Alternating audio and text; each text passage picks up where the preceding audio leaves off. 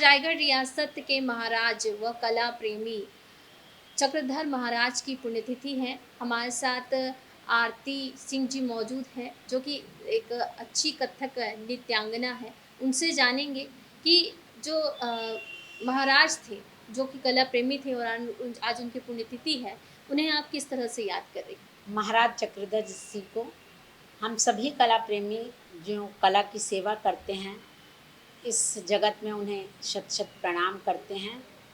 और वे हमेशा हर कलाकार के मन में बसते हैं, चूँकि उन्होंने नृत्य, तबला तीनों विधाओं की बहुत सेवा की, तन मन धन लगाया और दरबार में देश के सभी प्रख्यात संगीतकारों को बुलाया, पनाह दी, उन्हें कला को संरक्षित किया। इसलिए उन्हें हम सदा से ही वे हमारे हृदय में चिरस्मरणीय रहते हैं। अगर बात करें कला के क्षेत्र की, तो जिस तरह से कथक नृत्य को उन्होंने बहुत ज़्यादा प्रमोट किया।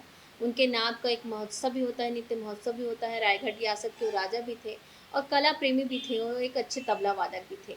किस तरह से देखते हैं उनके मतलब उनके जीवन को? उन्होंने सब पूरी तरीके से अपना जीवन कला के लिए समर्पित किया, लेकिन सबसे ज़्यादा वो कथक नृत्य के लिए प्रति जो उनकी समर्पण भाव था, वो ज़्यादा देखने को मिला।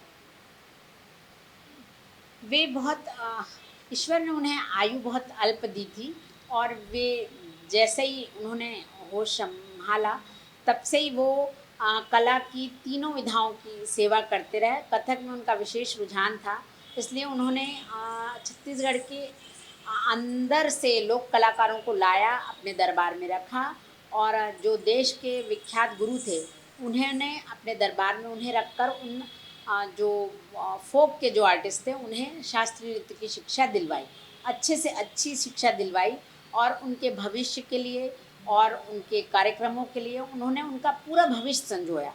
तो ऐसे 4-5 लोक कलाकारों को उन्होंने काफ़ी वर्ष तक अपने दरबार में रखा और कला को संरक्षित किया।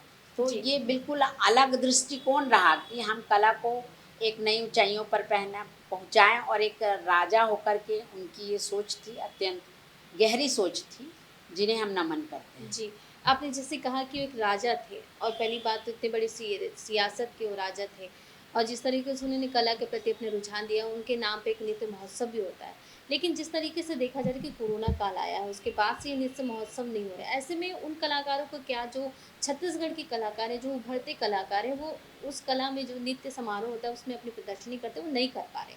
ऐसे में किस तरीके से अभी जो कलाकार ये बैठे तो हुए हैं। कलाकारों की हानि है, जी। आर्थिक हानि है। और सरकार को इस विषय में, जिस तरह कोरोना काल में और विषयों को लेके और मतलब चीज़ों को लेके सोचा गया कि किस तरह इसकी भरपाई हो, ताकि कम से कम आर्थिक क्षति हो, उसी तरह सरकार और अन्य लोगों को भी सोचना चाहिए कि कलाकारों की जो हानि इस 2 वर्षों में हुई है, कई लोग के तो वो जो कार्यक्रम करके जो लोग जीविकोपार्जन करते थे, वे तो एकदम सड़क पे आ गए हैं। और जो पुराने श्रेष्ठ कलाकार थे, जो टॉप ग्रेड आर्टिस्ट थे, उनका भी कहना है कि हमने अपना जो पुराना कमाया था वो फिक्स तोड़ तोड़ के इन वर्षों में उन्होंने गुजारा किया। तो ये एक सोचने का विषय है।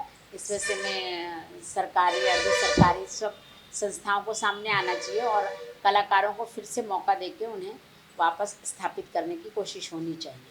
लेकिन जिस तरीके से देखा जाए, महाराज जी ने इतने अच्छे काम किए, लेकिन उनका नाम उतना नहीं हो पाया। सिर्फ छत्तीसगढ़ में कुछ लोग ही उन्हें जानते हैं या एमपी में जो कलाकार हैं वही उन्हें जानते हैं।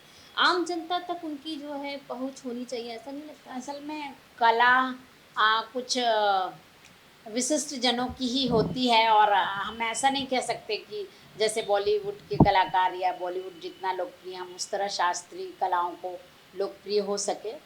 लेकिन हाँ, कुछ प्रयासों के माध्यम से हम उन्हें भी जन जन तक पहुंचा सकते हैं। वो प्रयास सरकारी, अर्ध सरकारी हर स्तर पर होना चाहिए, ताकि जो उन्होंने अपना पूरा जीवन लगाया है उसे हम दिल से याद कर सकें। कहीं न कहीं आपको नहीं लगता कि सरकार को उसके लिए काम करना चाहिए? हाँ, करना तो चाहिए, कम है। और शास्त्रीय कलाओं को जब तक राजकीय संरक्षण नहीं मिलेगा, वे आगे नहीं बढ़ेंगी। तो इस विषय पर, चूँकि देश बड़ा है और बहुत सारी समस्याएँ हैं, तो इस विषय पर मुझे लगता है कम ध्यान जाता है सरकार का और सभी का। जी। तो जाना चाहिए, ये कलाकारों के लिए और राजा साहब के लिए भी बहुत ही अच्छा काम है। जैसे कि आपने कहा कि महोत्सव होता है, नृत्य महोत्सव होता है, जो कला प्रेमी ही इसके बारे में जानते हैं।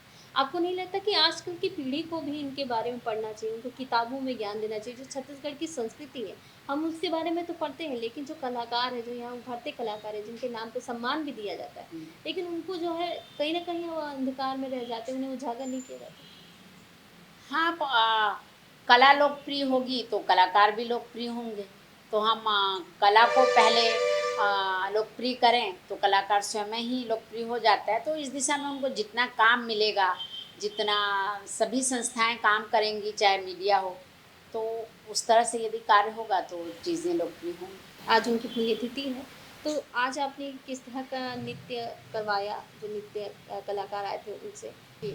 पुण्यतिथि में आज मैंने जो रायगढ़ की बंदिशें करवाई वो उन्हीं के द्वारा रचित दल बादल परन, और रायगढ़ घराने में जो कुछ भी बना वही मैंने कराने की कोशिश की। जी। तो यहाँ पर हमारे साथ आरती सिंह जी थी, जिन्होंने बताया कि आज जो चक्रधर महाराज थे, जिनकी पुण्यतिथि पर जो है नृत्य कला की जो है संगीत को आगे बढ़ाने के लिए उन्होंने लगातार काम किया। उनकी याद में उन्होंने जो है जो उनकी बंदिश थी वो करवाई नृत्य के द्वारा, और लगातार जो है कलाकार उनसे प्रेरणा लेते रहते हैं, और जिस तरीके से उन्होंने कला के प्रति जो उन्होंने उनके कार्य थे उनको याद करते रहते हैं। कैमरामैन दीपेश के साथ मैं खुशबू ठाकुर, जनधारा न्यूज़।